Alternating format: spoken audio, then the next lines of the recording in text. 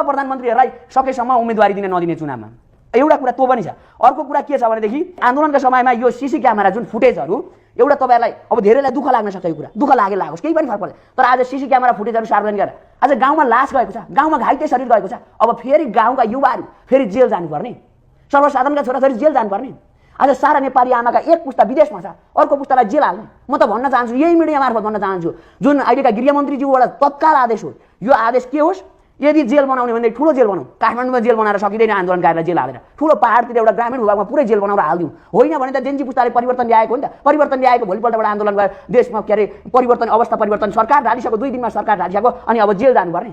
यदि यो जेल जाने तरिका हो भने यो सरकार जेन्जी पुस्ताले तोडफोड गरेको हो भने, आगजनी गरेको हो भने त जेल जानु पर्ला नि त। आन्दोलनका कहिले पनि लिमिटेसन हुँदैन, कहिले पनि क्राइटेरिया हुँदैन। एउटा आन्दोलन गर्ने भन्नाले स्वचालित भएको आन्दोलन नि त, कसैको नेतृत्वमा विध्वंस गर्न मिल्छ त आन्दोलनकारीहरूले? विध्वंस गरे हो तोड्न मिल्छ? संसद भवन किन तोड्ने मिल्छ भन्ने होइन, संसद भवन कसरी तोड्यो?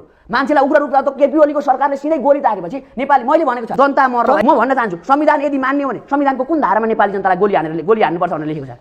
यदि गोली हान्नुपर्छ भनेर नेपालको संविधानमा कहीँ लेखेको छ भने संविधान पल्टाउन चाहन्छु। म कानुनको विद्यार्थी हो, कानुनको विद्यार्थी हो भएको कारणले यतिखेर म जेन्जी पुस्ताको उसमा सम्बोधन गर्न चाहन्छु। यतिखेर म जहाँ बहस गर्नुपर्छ बहस गर्न चाहन्छु र नेपाली जनताको पक्षमा र नेपाली तपाईको निष्कर्ष आयो अब कुनै पनि हालतमा हजुर जेन्जी पुस्ताहरूलाई दुःख दिनु भएन, दुःख दिनु भएन। जेन्जी पुस्ता परिवर्तन गर्न चाहन्छ, जेन्जी पुस्ता नेपाली सम्पूर्णमा भन्न चाहन्छ, कुनै राजनीतिक दलको कार्यकर्ता होस्, तोडफोडको आगजनीको हजुर कुनै पनि दोष नेपाल जेन्जी पुस्तालाई लगाउन मिल्दैन। नेपाल सरकारले लिनुपर्छ, नेपाल सरकारले लिनुपर्छ, नेपाल सरकारले जिम्मा लिनुपर्छ। नेपाल सरकार परिवर्तन गरिसक्यो, अवस्था परिवर्तन गरिसक्यो, अब प्रत्यक्ष कार्यकारी निर्वाचन गरेर विधि र पद्धतिलाई सिद्धान्तमा परिवर्तन गरेर मुलुकको व्यवस्थाको पक्षमा कि अवस्था परिवर्तन गर्नुपर्छ भन्ने पक्षमा? अवस्था परिवर्तन गर्नुपर्छ भन्ने पक्षमा। 40 सालदेखिको यता पछाडि हेर्ने हो भने काण्डमा छ, धेरै काण्डमा मुछेको छ नेताहरू। उनीहरूलाई कारबाही हुनुपर्छ पर्दैन? कारबाही त कस्तो हुनु पर्दैन, अठ्याएर हालिहाल्नुपर्छ। कुन निर्णय गर्ने उच्च स्तरीय छानबिन आयोग गठन गरेर कसलाई आरोप लागेको छ, आरोप लागेका मान्छेहरूलाई सबैलाई हालेर चाहिँ एकचोटि छानबिन गरेर सबै मान्छेलाई कारबाही गर्नुपर्छ।